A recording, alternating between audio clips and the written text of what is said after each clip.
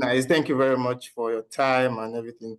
And I think most of the questions that students or people, prospective scholars ask were answered there. For example, they wouldn't go through the website well or would not do the major research. That's the major problem I think many have. You don't just apply, you go through the website, detail it, and look at the professor you're interested in working with and many other things like that. Everything is really, really amazing. And I think because of time, probably we'll just take questions from the group chat first, then we can ask others. But please, if you have questions, please just put it on the chat, then we can take it from there. So people have sent their questions, and yeah, I'll start from the beginning because I think there are a lot of questions here. Someone said that, hello, most of the times I hear that, especially in the US, there aren't basically fully funded programs for master's program. That is only mostly for PhD students. How true is this, please? I think this person is interested in master's program in the US, but okay, I understand I understand the question. Yeah, okay. Yeah. And I think that's what we had this platform for today, just to demystify a lot of things. Again, do not let anybody tell you that they said. The best thing you can do for yourself is to get into that, whatever website or whatever it is, get into it to see for yourself if that's the truth. That's why we've explained that you have to check the website, you have to email just for them to give you a response. To be honest, they are funding. Masters, maybe not as high as PhD funding, but they are funding. I know someone doing currently a GTA in a university like that in Georgia. So you have to make that move. Let's take away this thing of someone said. Again, the fact that they said it does not mean that that's the truth. They're responding in the United States. I think they have over, if I'm correct with the statistics, if not, please correct me, over 4,000 colleges in the United States. And these people have funding. Research has to go on. They're recently pumping money into cancer research, and same go for like other fields. There is research must go on, which means there will always be money. That's the implication. And as long as there is money, which means you can get in. So do not think that you're not getting because there is money and there is funding. You just need to, again, move strategically, look for those information and get it done from there. So yeah, I agree that there is no funding. Okay. Yeah, obviously, I also have like 2 friends that are currently doing their master's program in the US and they are fully funded. Okay, then someone said here, thanks for the presentation so far. We want to start preparing for graduate school. What are soft skills and hard skills one needs to incorporate into the CV? Okay. Thank you for the question. So we have some like basic skill that you want to get, right? But there are some really specific to your program, your department, your research interests, and the likes. And if you had followed us from the beginning, you remember I mentioned that check research papers. So that will give you an idea of the kind of skills that you should also be adding to your, to your bunch of skills. Don't just follow the bandwagon. And even on some websites, they will tell you that we want students in, with knowledge of this social area and the likes, just asking questions on that alone, I think you can get tons of research skills that you're trying to know the research skills that they will want you to have. So go to the website, ask those questions, check research papers. They will give you, those are like more specific, more like technical skills. Then for the general ones, you want to have good communication skill. We don't want someone that will not be able to write or read or send emails, presentation skills. Those are skills you want to build. And when you're talking about interpersonal relationship, you want to showcase some of them, especially if you worked as a team. You want to showcase all of those things based on, what you've done previously, leadership skills. There are a bunch of skills. There are a bunch of soft skills. There are a bunch of technical skills. You just need to find the ones that are really peculiar to what you're doing, basically. Oh, that's amazing. Thank you very much. Okay, and someone is asking that, what is the chance for a PhD candidate with little research experience due to not taking master's study since completing undergraduate? Okay. I know generally most people in Nigeria do not have a lot of skills. Like after after undergrad. But again, if, for example, you don't have the skill right now, you can always start. You can always start at any time. So if you think that you've checked your profile and it's not enough to probably get you what you want, then target that within 6 months. Make a plan. These are the skills that I'm looking to get. These are the experiences. I've seen people go to, for example, the medical one that I'm aware of, like NIMA, like, research spaces, just to have those experiences, and 6 months, 9 months is enough to equip you. And once you have that, then okay, then we can put in your application. But it doesn't mean that you cannot attempt this year with what you have too, excuse me, as long as you have the time to plan. But again, I do think that your undergraduate research thesis should have given you a level of experience, unless that was not conducted by you, which I wouldn't say that's the case. Trying to, you've been able to showcase, because everybody submitted a thesis, like probably a minimum of 50 pages that you've written that, hey, this was the research I conducted and I've done it. So that's a lot of skills itself. You've contributed to a body of knowledge. That is what that thesis is telling them.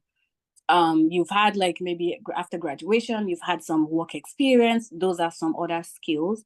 And we're not expecting you to have 100% of the skills while coming to grad school, because even if you have those skills, sometimes when you get here, we have to still retrain you so we know that, just to position you better. And like I explained previously, I was in bioinstrumentation, and most of my experience were in that field. But when I decided to switch to biomaterials and tissue engineering, I'd never seen a cell. I saw the cell for the first time in my laboratory right here. But when I was showcasing my experiences, I had to showcase some of the skills that I had. Apart from talking about that, I had to tell them that although I do not have the skills, these are the things that I've been reading in this space, and this is why I'm interested in it. Like, I'm not saying that I have the skills, but I'm telling them that I may not have it, but I've read a lot of things about it, and I can always pick up those skills. That's what I was also showcasing with some of the projects I've handled. So again, you don't necessarily have to have like 100%, but you can always, tell them that it's like they're trying to project what you can do in the future based on what you've done. That is basically what grad school is all about. Like, telling them that I've done this in the past, and because of that, I'm capable of doing this. You may not, I mean, if you have those skills, we will not get you into the program in the first place, because we don't want people that are already, way high here up there, or the PhDs themselves, now starting PhD right now. So no, that's not the set of people we're looking for. So I hope that that's even way more than enough. Excuse me, one more thing that I also want to add is, please, please, please do not give out your application for someone to help you with. Do it yourself. Not even if you can, do it yourself. And this is because the hurdles of grad school is nothing, absolutely nothing compared to what you see. The hurdles of applying for grad school is nothing compared to what you see when you are in grad school. So that process, that's all those steps, they're meant to prepare you for what you face in the future. Like, going through websites, being able to ask questions, bring information together, do some analysis. Like, those are things that those skills, you need them to survive in grad school. So always keep it in mind. Do not hire anything out. Do it yourself. And you see the difference between someone that's done it themselves and people trying to hire it out. I think that's just one thing I want to mention. Yeah, exactly. Thank you very much for that. Someone is asking here that is there need for referees information in a CV?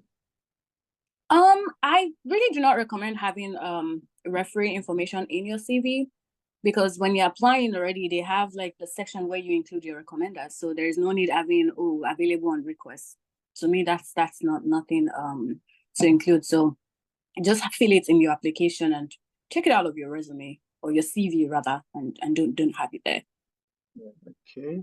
And by the way, any information in you with regard to your CV, SOP, cover letter, or whatever it is something that is also because I've gotten training on all of this application thing, because I work for the Cornell Engineering Career Service Office, where we do a lot of reviews as well. So I'm not just talking from, oh, my graduate school experience alone. I'm telling you from having worked with undergrads, masters, and PhD students in trying to help them get a job with their CVs, resumes, and every document that they have. So take it from me that you're getting 2 hours of free service without having to pay. Okay. Okay. This person is asking that, do you have any AI detector tool for SOPs? Initially, when I started this journey, I used ChatGPT to modify my sentences, but I realized AI captured my modified sentences as AI written. Wait, why are you using ChatGPT to write the story of your life? I think, no. I think this person is saying that maybe probably he or she wrote it himself or herself, then using ChatGPT to modify the sentences, maybe something like that, or to fine tune. I think that was the question here, if I'm not Again, mistaken. I'm not, again, that's why you have people that will review. Why should you use an AI tool to write something that I wouldn't recommend doing that. Okay. Story that is peculiar to you. I know ChatGPT might just capture words that are probably common that people have used, and that's because it would give you those suggestions because they are common. Again, you are you. You have to make things that are personal to you, and do not make things that are very common. Being generic does not help you in any way. Use your own English, and if you think that those English they're not really matching or what not, leave it for a few days. Go back to it. Fine tune it. If it's still not matching, again, ask your friends. If that is not working, pay a reviewer if you have to get to that point. Like when I was trying to apply to grad school, and I think that's one thing a lot of us, we also find it difficult to do because you're like, why should I be paying money to do some things? But I knew I had an issue, which was writing, like trying to position my documents. And I had to pay for a writing bootcamp. Like I did a writing bootcamp. So if you think that you lack a particular skill and you cannot take money out of your pocket to go learn that skill, then why do you think I should get $60,000 off my pocket to want to invest in you? You've not given me that benefit of doubt. So if you know that you have issue with writing, sign up for a writing class. There are lots and tons of LinkedIn learnings that would give you writing. Like you can take courses on writing, like managers, people at the top, they take courses on writing. It's not something that is, that you have to be shameful about. We take courses on grant writing. We take courses on, even if it's application, right? That's fine. Because these are things that, if you invest in it, they'll yield good results at the end of the day. So, and if you know that, you're still not able to get it like 100% after all the trainings, pay a reviewer to review it for you if you cannot find people around you to do that. So again, try to also do due diligence from your end. I wouldn't, especially for SOP, that is you. You're talking about yourself. So why should an AI can never do anything? If that makes sense. Yeah, it makes a lot of sense. Okay, so someone said, how can one go about schools that boldly have it on their site that they don't waive application fees for international students? Then you look for another school. Okay. I mean, the one I said I paid for was because they also don't waive, not even for international, for any student. They said they do not waive. And when I checked the price at the time, I think it was like $30 or $50. I said, okay, no problem, I'll pay it. It's you that there are tons of institutions that waive. So why do you want to just look for another one? And they may not pick you. So okay, no problem. Do my technical experiences as biomedical technician have significant role during my PhD admission process? Every experience is an experience. I mean, I've seen people with a lot of full skills in biomedical engineering doing really amazingly PhD programs. So every experience, as long as you know how to, tell that story, it makes a lot of sense. I know of someone that is currently Oh, he's graduated now, but he also did instrument, but I just started with, but they do have that. They've had work experience. So it just, in fact, they're looking for more of them because in this part of the world, I think most people just do a lot of tissue research. We are more bio than engineering, but in Nigeria, we're more engineering than bio. So it just works automatically. So yeah, it makes a lot of sense and it's really helpful. Okay, yeah. Okay, thank you very much. Should a non-first class student approach Ivy Leagues? How are you not a student? Okay, so I think one of the things I decided to do when I was applying was to take away the fear that a lot of people will have that if they are coming from a place like Nigeria, they cannot apply to any institution. And for me, I think one major, thing that gave me the lever, let me put it that way, to do that was when I was applying to MIT. So I applied to MIT, by the way. And for me to apply to MIT, I can apply to any school. Because for me, right? That's the #1 school in the world. Do not have the mindset that you cannot get in. It's a very competitive process. In fact, I think Cornell has less than 7% acceptance rate, if I remember correctly. Yeah. And generally, they have very tiny acceptance rates, but you can be part of that tiny percentage. Again, you want to cast your net wide. That's valid. Do not pick all Ivy Leagues. But I'm telling you that these people, they want your skills. They want your experience. If you have publications, put it there. I didn't even have a publication when I applied, But again, you are someone that, if you're someone that brings up initiatives, they're looking for different skills. We can't all have the same skill. We can't all be the best student. If everybody is the best student, so who will not be the rest of us? So again, you'll be the one to situate yourself in a way that tells them that although I may not be #1, but I'm still probably top 5%, top 10%. And these are the things that I've been able to achieve apart from my academics or, just not based on transcripts. And some people may not be first class, but, in their transcript, you see some A's, some B's. And sometimes you can, like the personal statement, you can tell us why you did not achieve first class. You can justify that. Some people justify why they did not end up with it, when they ended up with a second class. So, again, your story, you'll be the best person to tell your story. Nobody can and nobody will, but you position yourself in a way that will make us want to invest in you. That's what I have to say. Okay, thank you very much for that question. There are so many questions here, but some I think you've answered them. I don't know, probably you can just brush through it again. Probably. I don't skip any question, but for someone who was taught in English, can we upload English proficiency certificate in place of English exam score requested? I think you answered this, but yeah, I can just give a short brief. If they had asked you to upload that IELTS or standard test exactly, email them to ask them that this is what you have. You've learned in the social language. Can you use that in place of it? Do not upload any documents until you've validated that they want you to do that. So always check in with them. That's why I said familiarize yourself with those people, the admission committee. Ask them, they will answer you. If they will take it, they'll tell you. If they can't, they'll tell you.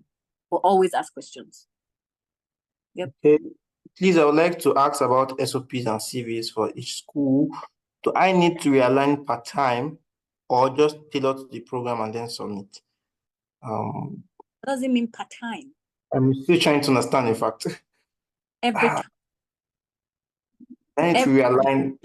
The person meant like every time he or she needs to realign, like change it, edit, modify. I think that's what the person means. Like edit what? Is it? Probably review the CV and everything. I don't know. I think what I would answer from this question is, again, tailor your SOP to whatever thing you're applying for. if you have professors that, are in line of that, you want to highlight them as well. Part-time, maybe you had applied before and you want to try again. I don't know if that is, but each school, you have to tailor it. That's just what I have to say regarding that. Just get the school. This is what they had asked, the question prompt again, you have it, then tailor whatever they've asked just to match that one. And again, if you're applying for because in some school, you can apply for maybe more than one program. So if you applying for those two making those two different separate applications, which means you have different SOP for the both of them. If that makes sense. Yeah. Thank you. This one seems to be a very long question.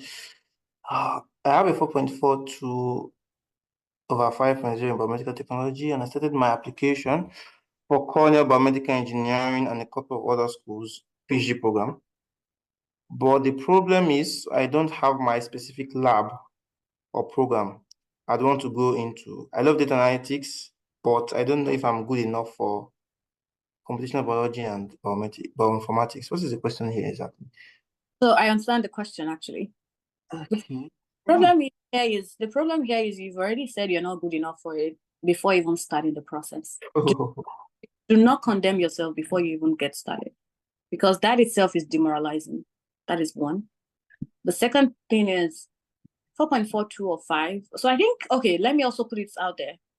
The fact that you even have 5.5 or 5.5, someone coming from Nigeria, I think we always have this mindset that, I should be the best over there. My dear, bring down your shoulder pad first. I'm coming. You are in a competition, my darling, with people.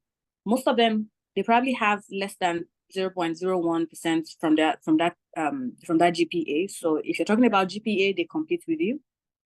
They've been doing research since their first year, which means they have more than 4 years research experience. In that regard, they are high above. They've done extracurricular activities. Some of them are leaders of their group. Some of them, they've interacted with, not just people, in their class alone. They've interacted with companies, with higher levels. They've interacted with professors. That gives them more edge. When you're talking about work experience, they've done internships, because during every summer, they have to go for internship, and most of them will align with whatever research they're working on. That is another one. Again, I'm not saying this to discourage you. I'm telling you that the fact that you have a certain GP, let's take that out of, let's bring that shoulda part down a little bit. Having said that, if you have this GPA, that's a very beautiful one. When you do your conversion, I think this should probably land you in a first class to like 4.0 with West or whatever conversion, but not all school requires that. Then the fact that, okay, I think the specific lab, so that is where you now have to work on. So you have to, I showed people from the beginning that you can check journals. That journal will tell you some of the skills that you need. You also, because when you're publishing journal, the person will write the name of their school on it. If you think that research is something you like, you can then check their websites. It's also a way to search for professors and search for school without necessarily going through US News that I mentioned. And apart from all of these, then you also now have to upskill yourself. Upskill yourself to a point that, that thing that you don't have, then you must have it so that you can be competitive enough. See, you see tons of people that you're competing with. And that was why I think one of the reasons they added GRE in the first place, to give us like a balanced scale of measurement for everybody. But now that GRE has been cancelled, which means you have to now keep proving yourself over and over again. The fact that you're a Black person means that you have to prove yourself over and over again. The fact that you're a female means that you have to keep proving yourself over again. So getting to a point where you'll be competitive enough with the other people in your level, I think that is what you should target. And if you love data analytics and you're trying to do something in computational biology, go for it. Bioinformatics is a beautiful field that there's a lot of, things that are now coming out in bioinformatics that people are doing now. Go for it, upskill yourself. There are courses online on bioinformatics that people are registering for. In fact, there are courses being done by, I think, Stanford, different schools take those classes if you're able to afford them. For some of them, you probably not take those classes, you not get certificate, but you will be free. Do it. Go to Coursera, go to EDX, learn skills, learn things that you don't know before, learn it. I had to go and start learning about biomaterials. I spent probably more than close to 2 years trying to, dig deep into that field because I had no idea what was going on. I had no skill and I wanted to get to a point where I'm able to compete. So that's what you should do. So that's what I would encourage you to do. Don't just say that I have this GPA, maybe you'll be able to get in. Your GPA, I'm sorry, is not enough. I'm sorry if that is brutal, but that's the bitter truth. Thank you very much. Yeah. Someone else is asking that, good evening from here, Amina, right? If I'm not mistaken. Please, Yeah. What if the undergraduate research I did in my undergraduate studies did not align with my interest for graduate school? I think you said it's talked about this. Please, what do you advise I do? I mean, we just asked that question too, similar Exactly. to mine, really in line, but I had to accustom myself to what is in that space that I'm going into. And I gave them I already showed what I'd done, based on the ones I was not really aligning. But now I was showing them that, in this space that I'm trying to get into, this is what I've done, or this is what I'm doing. And that answers your question. Yeah, I think we'll send the recording. So please, you can rewatch if you have more questions. So just to summarize this quickly. Is SOP different from letter of intent? I saw an advert that requested letter of intent, but not SOP. Are they the same? And can you hear me? I don't know if I'm okay. I'm not muted. Yeah. I thought you wanted to read the 3. Okay. Yeah, let me just read the 3. My name on my BS certificate is a bit different from what's on my international passport. I have 3 names on my passport, but 2 on my certificate. Can that affect my application? If yes, what can I do to be on the safe side? Number 3, while sending cold emails to the professors, is it okay to use email tracker, given that the recipient will know you track the emails you send? Thank you. Okay, thank you for the question. The first question, letter of intent. So they're not necessarily the same, and they can also be the same depending on, again, the question prompts, I would say. So for most of these letters, they're just all documents. They're just asking a certain question that you just need to address, basically. So if they had prompted, they said some people, maybe some people are using it interchangeably, but if they had prompted you to, okay, under this letter of intent, what you should, like what the question is, you know what they want you to address. But it's a little bit different because here you're trying to establish what you intend doing, which is the same with SOP, but I think, yeah, I'm trying to say it in a way that I don't confuse you. But I think one way to go about that is just to check their question prompts. Once you check it, they explain what they want, and that helps you. And you can also go online to check different sample templates, but it's almost the same. Name. Oof. I would assume the middle name was the one that's omitted. So I think you just have to establish that maybe going forward, you want to use a certain type of name because you don't want to keep having this issue, when you use one name and it's not the same. That's why in most of my documents, I write my full 3 names. And in some situations, they can really, since it's first name and last name, they really overlook it. So it might not really be a big deal, especially when you're trying to gain admission. It's only when you have some legal documentation with the US that it might want to pose a bit of concern. But going forward, I think you should start doing, which one do you want to use? First name and last name, or first name, middle name, and last name? Be very sure and certain of that. But I know it shouldn't really cause a big deal, to be honest. Then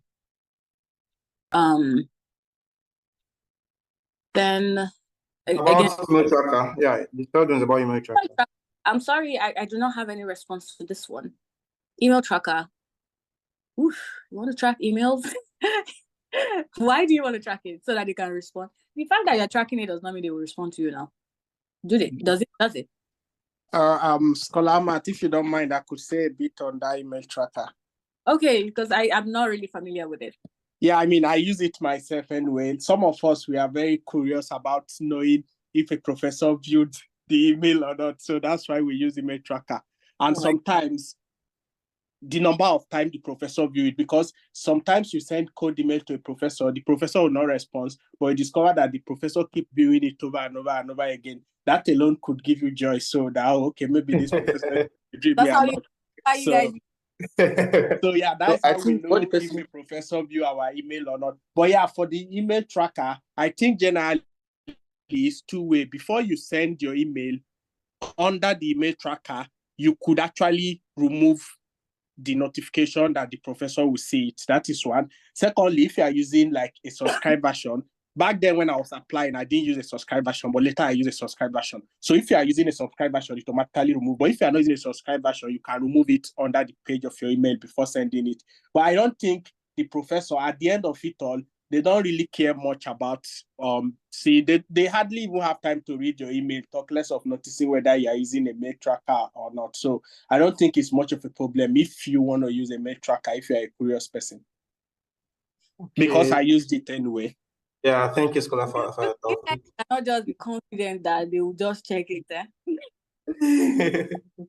Okay, thank you very much. Okay, I think that answers the question. Wow, 2 scholars answered 1 question, mashallah. Okay, so is it advisable to use AI to correct grammars in our essays? I think she answered this one probably. Yeah, if she wants to. Would you like to answer it again? Okay. You just have to be careful with AI, especially because of the way everything is right now. You have to be very, very careful, and you do not accept, because sometimes those AI too, they don't give you the actual edits, like the one what you're trying to say is not what they're trying to give you that correction on. So I'll be very careful with that. For faculty that gives open application for research interest rather than specific program, how do one navigate writing the SOP? They give open application for research Interest rather than specific program. Faculty or school? Give me faculties. Okay. I'm struggling to understand that. I think I've gotten to that point where I'm tired too. Okay. There are so many questions. People are still sending more questions, so probably we can just quickly go through them. Probably 1 minute or if possible. Scholar Minat. Scholar Yeah. Minat, can you hear me? I can hear you, Taufik. Maybe Yeah, Taufik. I think for some of us, I want to say verbally.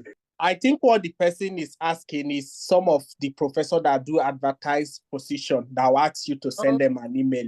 Regardless of their response, at the end, you still have to apply for the program. But they could give you a pre-validated, okay, I'm going to give you this funding, but you still have to go ahead and apply to the school. Yeah, so for most US schools, it's usually departmental based kind of admission. So even if they're telling you that, I mean, they have openings, right? But they still want you to go through the regular application process, unless in specific situations where you can probably send some things to the PI, then they'll give you a link, then they'll follow up with you, they'll follow up for you and all of those things. But for most of them, it's usually departmental based. But even if it's professors too, they're still telling them you're applying into their program, right? And in that program, you're applying for a specific research, which is under this that particular professor. So it's still the same route.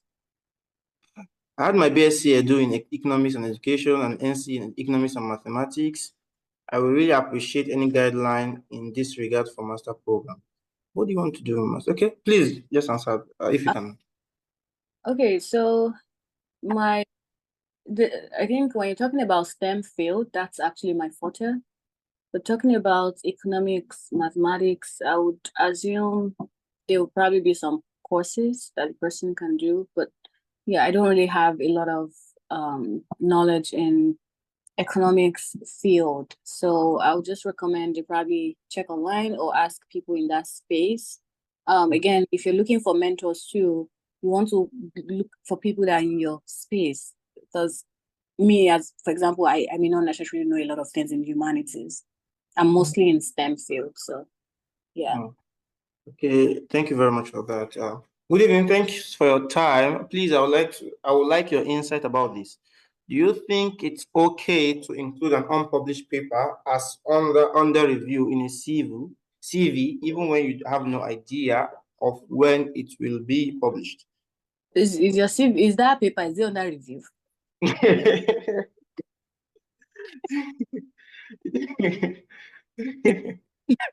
Okay. You mentioned it. You mentioned it. Unpublished. Yeah. If it's unpublished, at what stage is it? Is it still in preparation, or what exactly? At what stage is it? Right. So you want to let us know. So if it's under review with editors, that's under review. If you are still preparing it, like still typing and working on it, that's still unpublished. You are still in preparation. In preparation, you're still working on it. So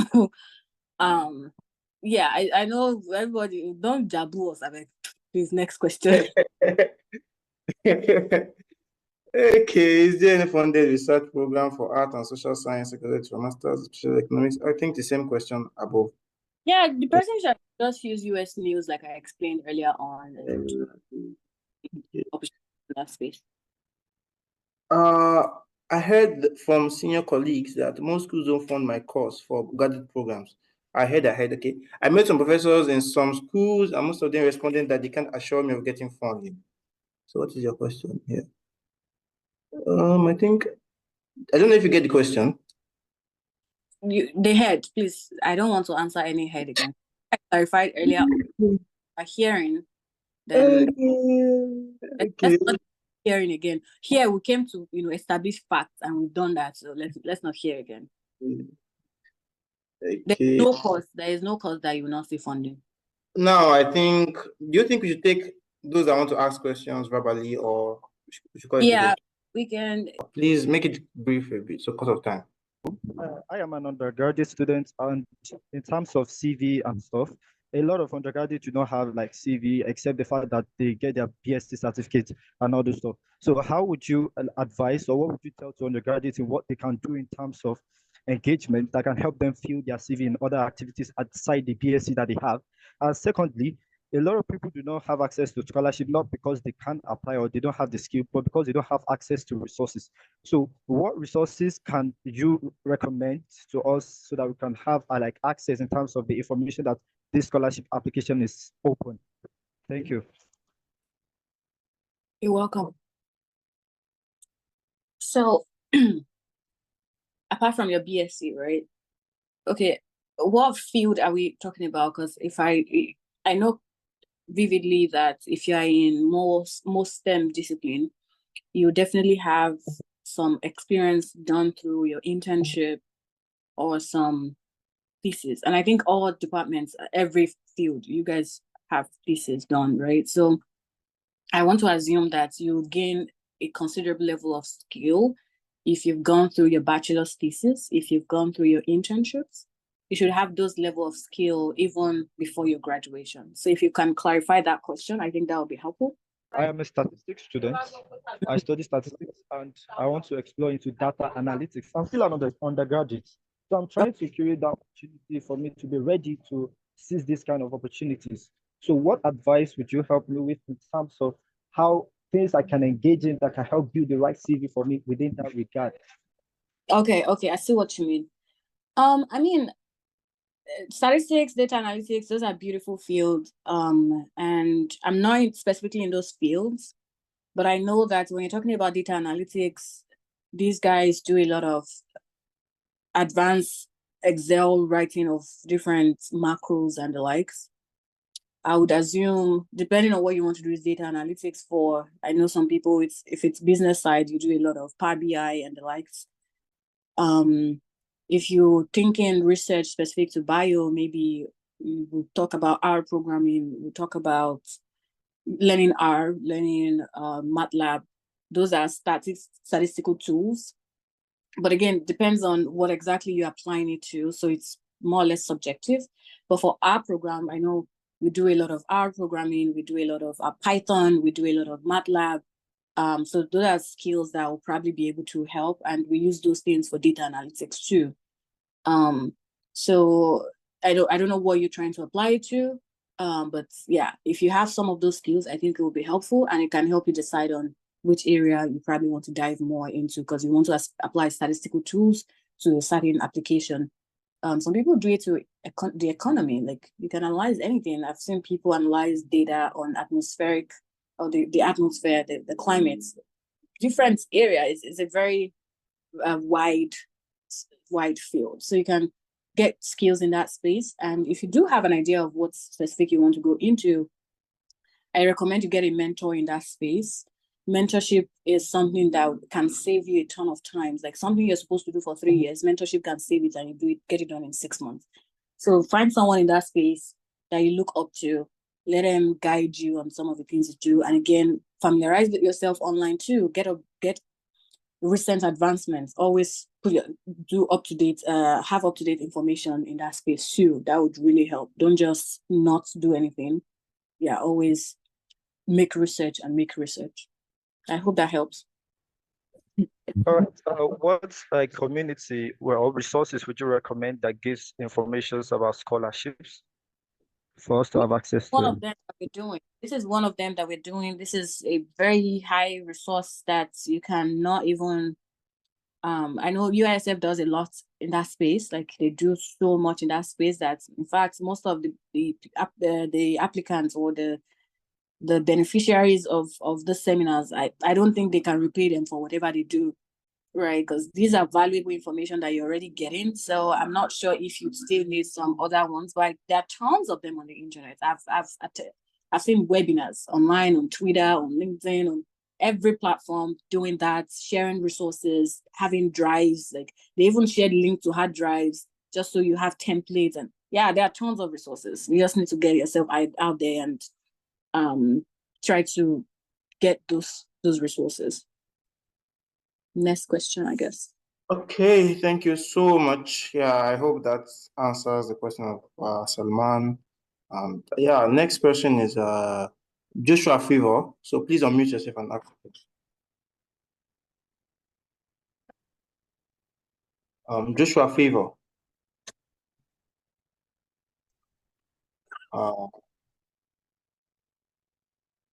Yeah, good evening. Thank you so much for the section.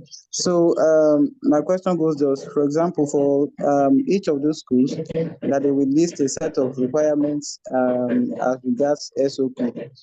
I mean the order. For example, some of them will say that maybe you should talk about your motivation first, and after that your background and the likes.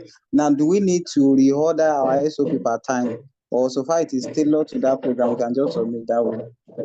Yeah, I mean, they ask you the question. I don't think it has to be sequential the way they had placed it. If it's sequential, that's a good one.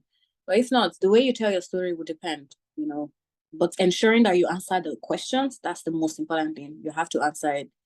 Because people tell stories differently. So I guess that's okay. Okay, thank you very much. For the economics, I have a couple of friends in US doing like their masters in economics, right? So your field specifically, unlike STEM, that most of the time from undergrad you can just apply for PhD. Most of the time you have to apply for master first, and they usually have a couple of funding for masters. However, most of the school for economics require you to write a GRE. But all these, just like Scholar Matt have said, boils down for you doing your due diligence. I could mention a couple of schools for you that my friends are currently doing their masters, and it's fully funded for all administered masters. So one of them is Western Michigan University. You could check that out. Yes, and the other one is Portland.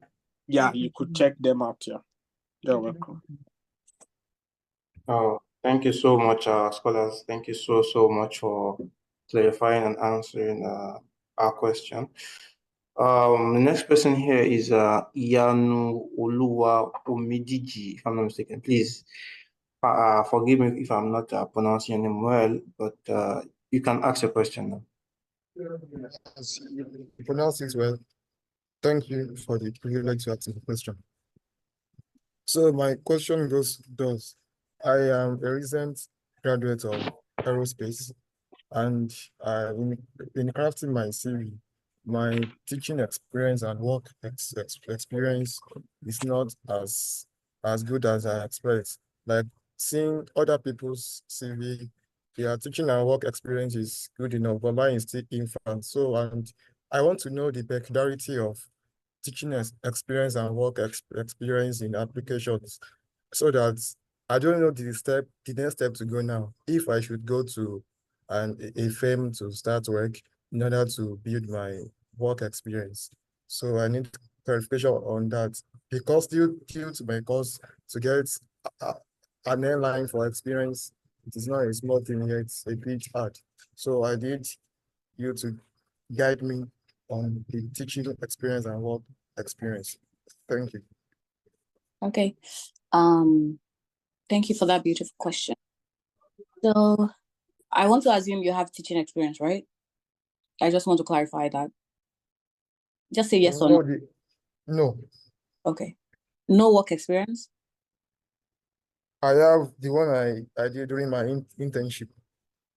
No research experience? I do. Okay.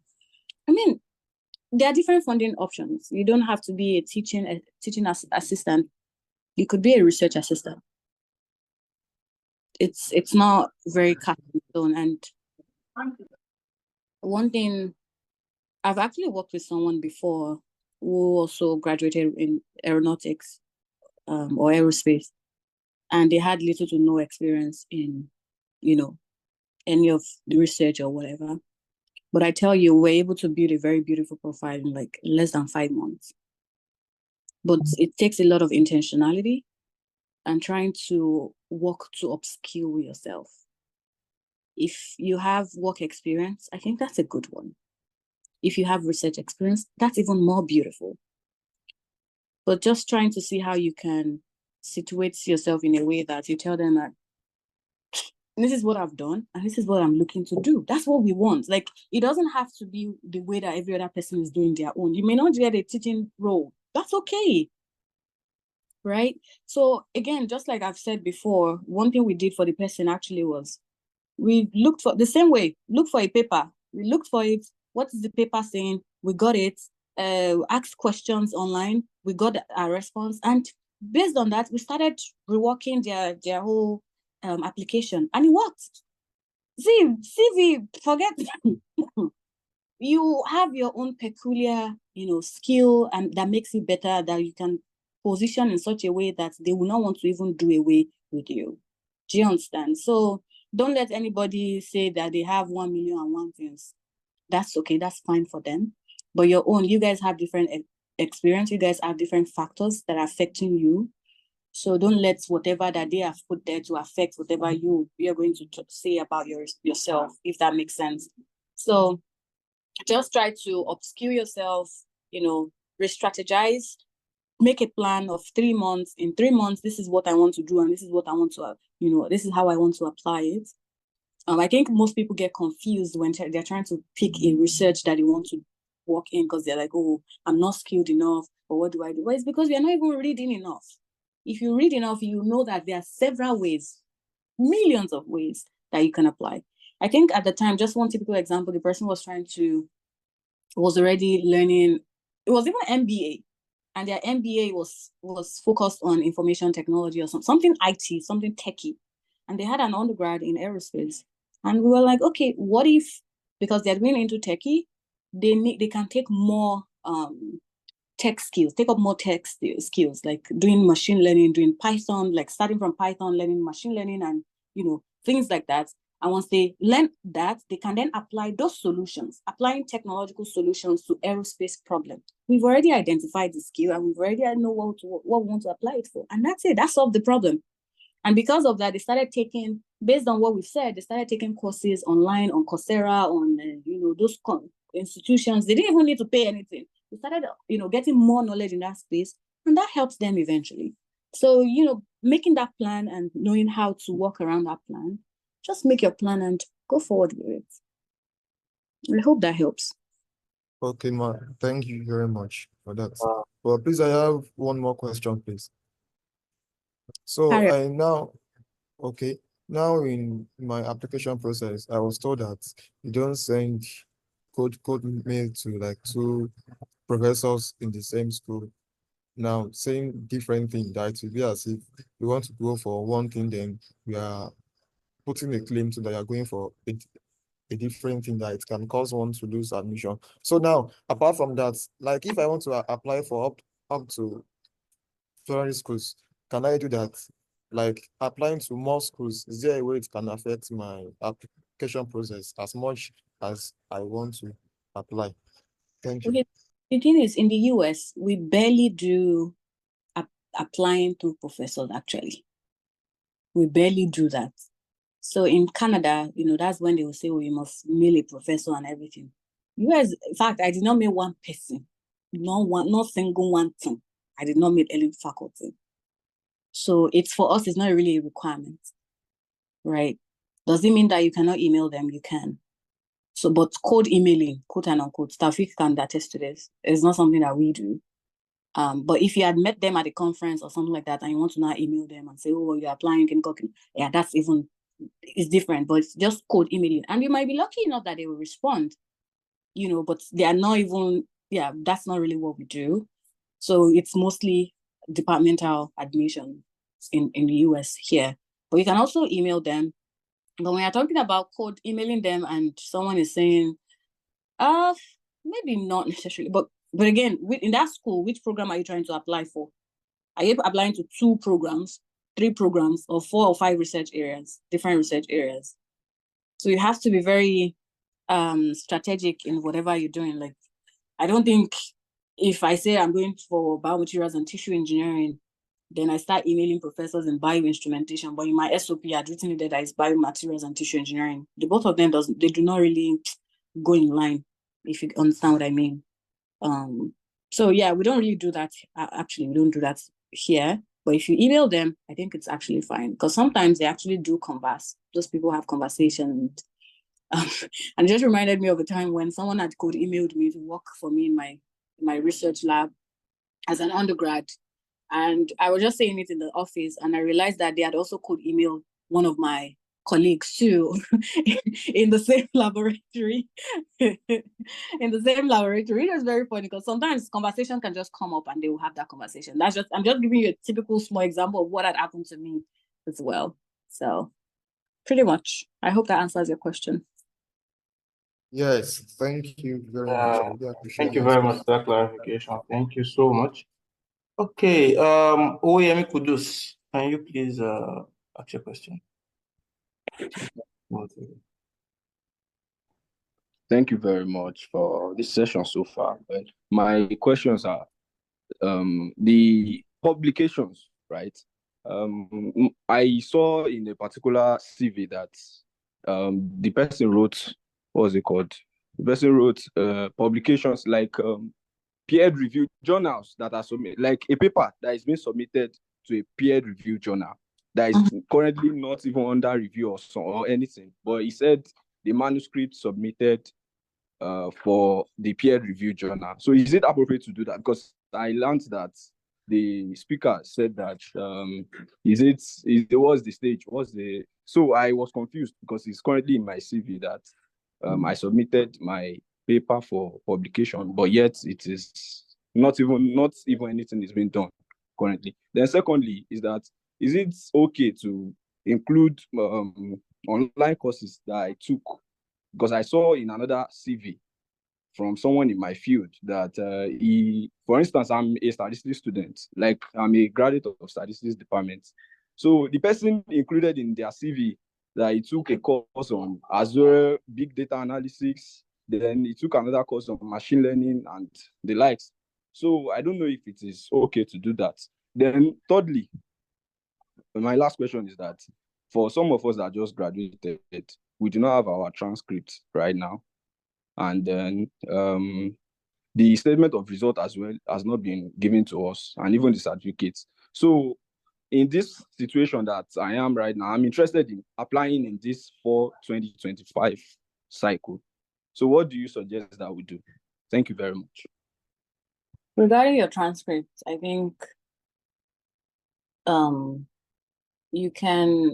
think some people have actually they will print their results, then get it stamped from the school that it is a valid document. So that's something you might also be able to do, since you don't have an official transcript. But by the end of that cycle, when they will give you admission and you'll be able to get in, your transcript has to be ready.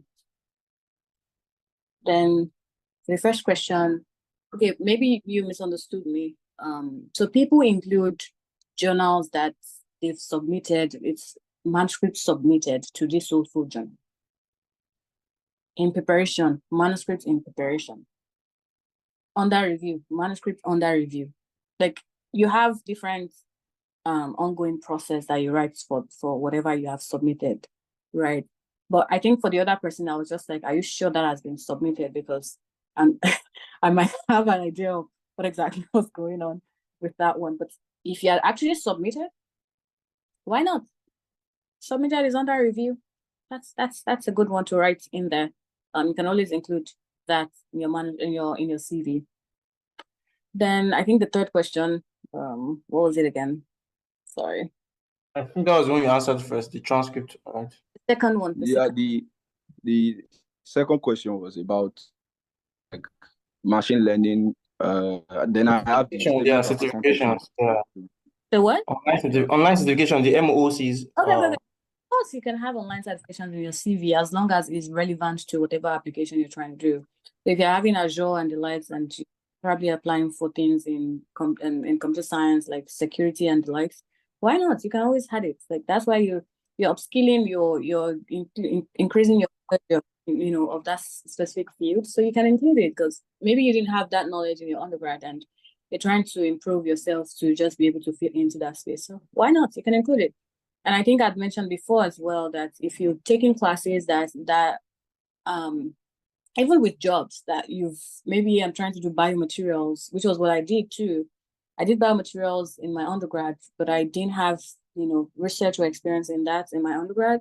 So when I was trying to apply, I added it that I've done a course on biomaterials. So they know that I'll probably have that background knowledge, and it works pretty well.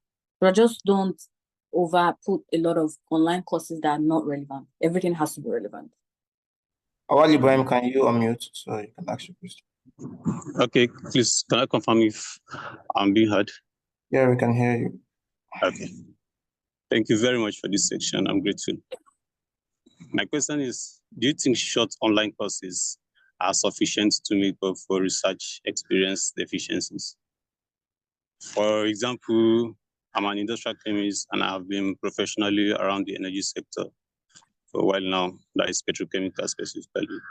But over the years, I've developed interest in clean energy development, and I'm now seeking to pursue PhD in chemical engineering with research interest in electrochemical catalysis for energy conversion and storage.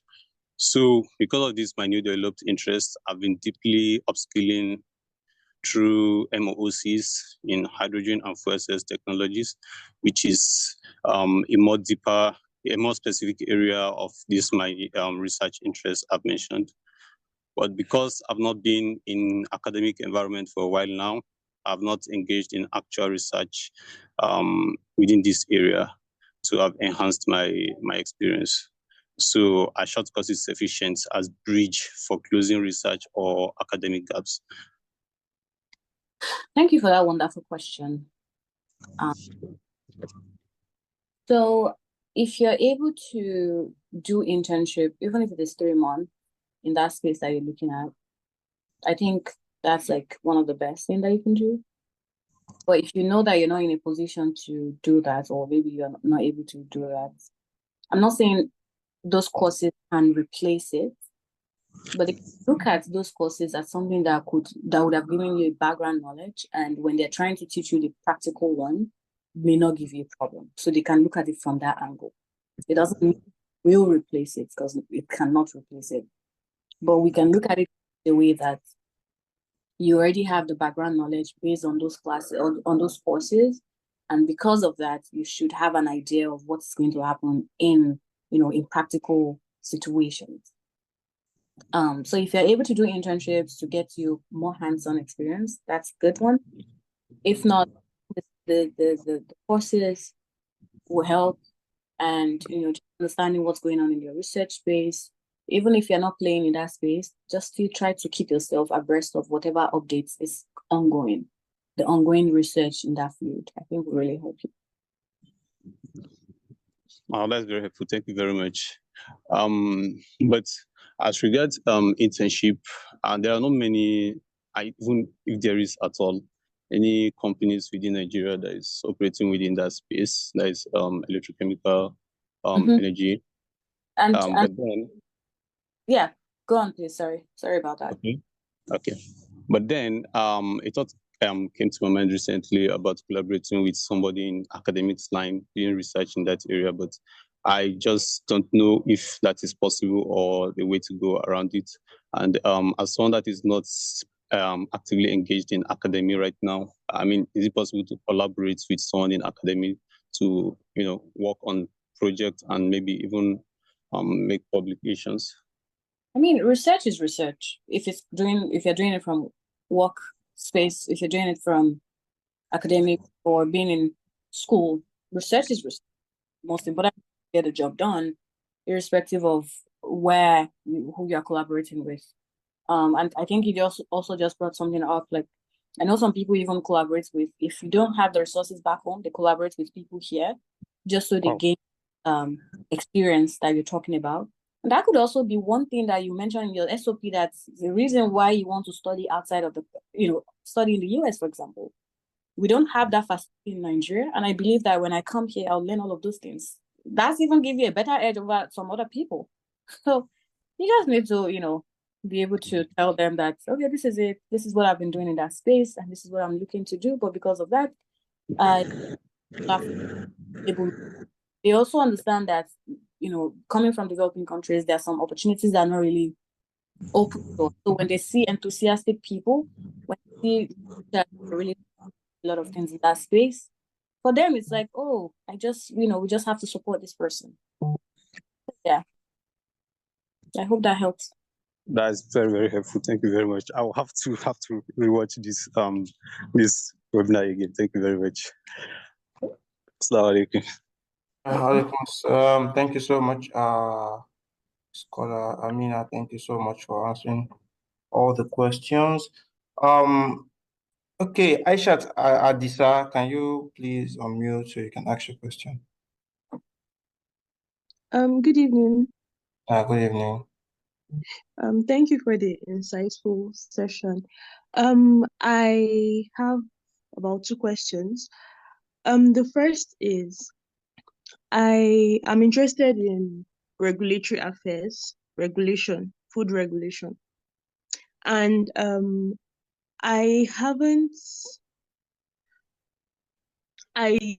sorry, can you hear me? Very well. Okay.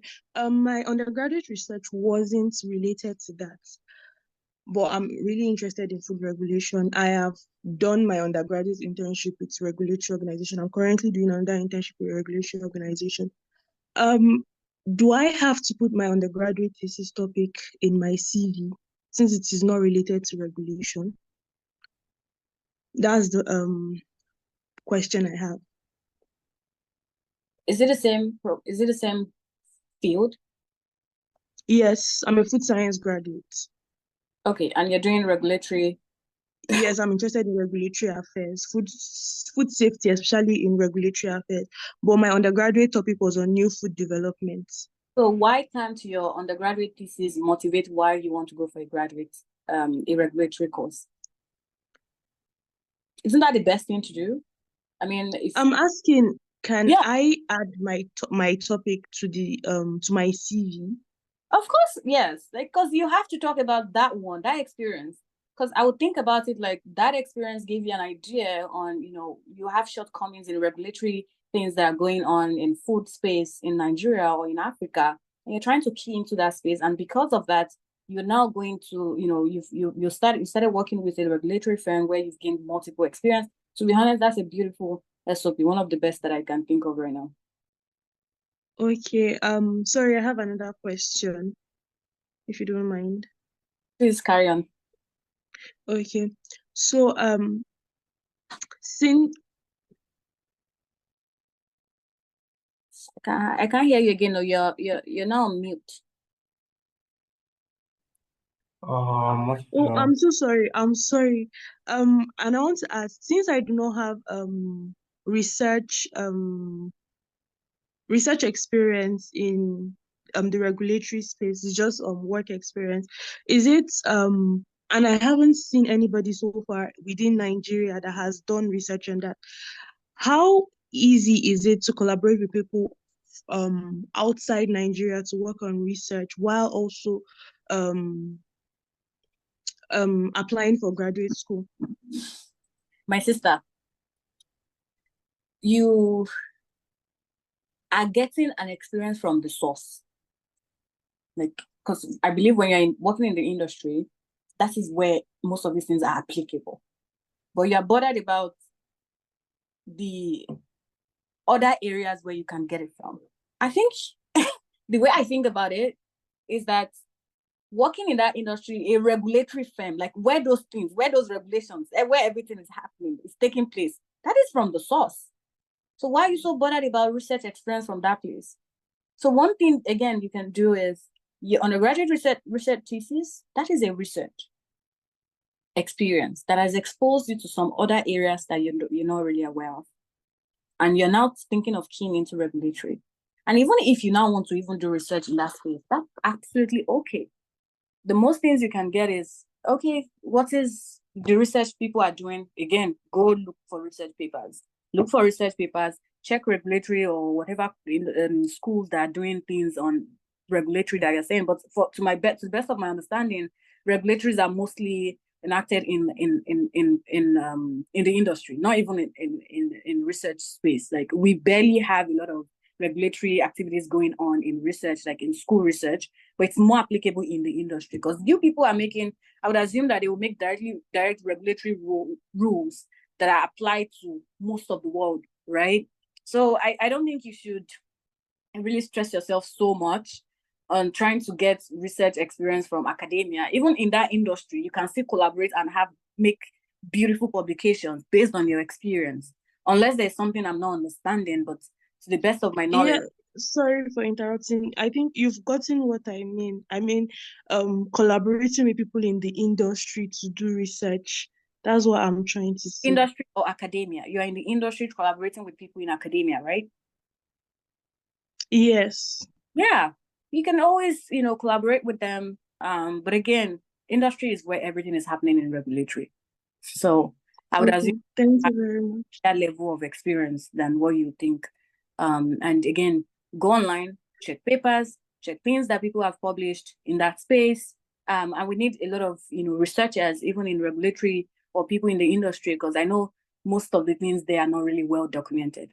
So the knowledge of research from academia is trying to help people in the industry publish it and make those things more archived, like more properly documented. Oh, great. Thank you so much. Joshua Favor probably has another question to ask, so probably I'll let him. Joshua Favor. Yes, thank you so much. So the question that I want to ask is about publication. So, for example, somebody that has publication in the aspect of cancer, in the aspect of neurodegenerative disorders, but the final year project, due to the situation of the country, sometimes you have to follow what you are given in school.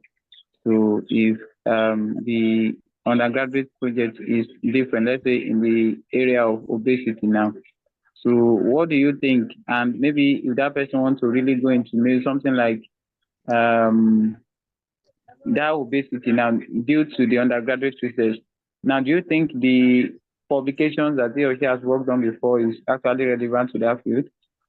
Or let's say somebody that now want to further in that cancer, don't you think that the undergraduate research will contradict the publication? That's just my question. Well, it depends on how you position yourself. For me, I've always believed that no experience is wasted. Again, it depends on what you want to bring out of that experience. I understand the dynamics of you. So I hear obesity. I hear like you're talking about cancer as well. Please correct me if I'm wrong. Yes, I said obesity, cancer, and neurodegenerative disorder. That's what. So neurodegenerative was what you did, or the research experience you had. Cancer is what you intend to do. Abby? Yes. Okay.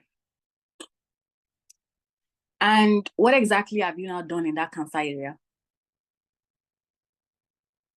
Now, for the cancer aspect, I utilize computational methodologies to work on articles and then to target cancer cells. So meanwhile, go on. Meanwhile, my undergraduate research was on obesity. So I used computational and also molecular techniques.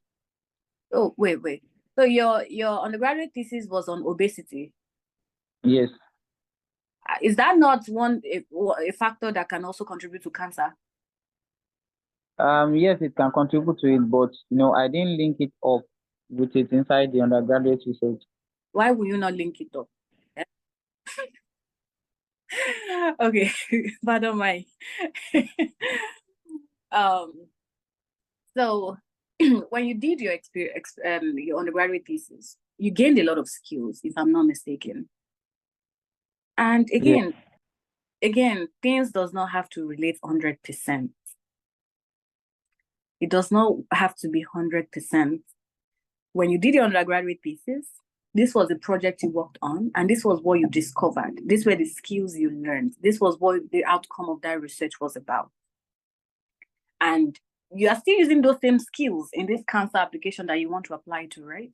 And in the space of cancer, this is what I've observed. This is what the state of arts in this area. And this is why I want to go into, all of this, my experiences, I'm bringing them to then solve this problem of cancer. It's very easy, to be honest. Again, coming from somebody with a bioinstrumentation background and had to switch to biomaterials. Oh, and if you're not aware of, how those fields are like sort of parallel, such that instrumentation mostly deals with medical devices that is outside the body. Now I'm dealing with things that are inside the body, which means I had to now start learning a lot of cell work and how cell relates with materials, which I didn't have to bother about in the beginning. So they're like not the same at all. I hope that answers your question. Yeah, thank you so much. You're welcome. Okay, great. I think I've come to the end of questions and answers. Oh, wow. This is really amazing. You really, really tried. This is, I think, the longest session I've attended before for me. This is really, really amazing. Thank you so much. I'll open my own consultancy company because exactly. And I cannot be collecting this thing for free now. Okay. So just I have one last thing to ask. Yeah, I think someone asked me that question before. So probably I should just put it to a senior scholar. So to answer the question, just some of these US applications, some of them will ask you that if you are applying to other schools, and they'll tell you to list the schools you're applying to. So the person was asking me that should he include those universities and list them, or just say I'm not applying to any other university? Why will you not apply to any other university? Why will you not tell them that they have competitors? Okay, I think we are always of the idea that we are begging them. No. And that's why you need to have a mindset shift so that you know that as much as you're trying to get them to admit you, they're also looking for the best of the best. So if you have your list and they are saying MIT, Boston, they'll just be like, oh, this person is actually, we have a competitor. We have competitors. I don't look at that in a negative light at all. And that can also give you more edge to say that I'm not just anyhow applicant. I know my onions. I know what I'm worth. And I believe that, it's not a one-way street. It's a mutual kind of thing, because if you're in the program and everything is going well, you're doing a beautiful research, they're also gaining from it. So they also want to invest in people that are bankable. So if you are just saying, oh, I applied to one and that's it, I wouldn't recommend that. List those schools. And in fact, sometimes they will give you funding. Okay, I've seen this one happen a lot. One school will give you funding, then the other one will want to get you as well. They'll offer you too. Then when you tell them that, oh, I would have loved to come, but this other school, they're offering me a higher amount of money, then these ones will now tell you, okay, we'll level it up. That's how, yeah, it can work like that. So again, you are not really at the mercy of any school. Like, as much as you want to get in, they also want you to come. The only thing is you have to be bankable. You have to be a bankable person. They know that whatever they are investing in, their return is like way in multiples. So being able to show them that I'm the best candidate you can get out there, and just give me whatever you can give me, and I'm very confident about my skills, my knowledge, my experience, and I know that I'm going to contribute very, very well to the school and to research and to the world in general. Being able to establish that is what you want to do. Wow. Probably if I can just cut this part of the video session and just finish the person. Thank you so much.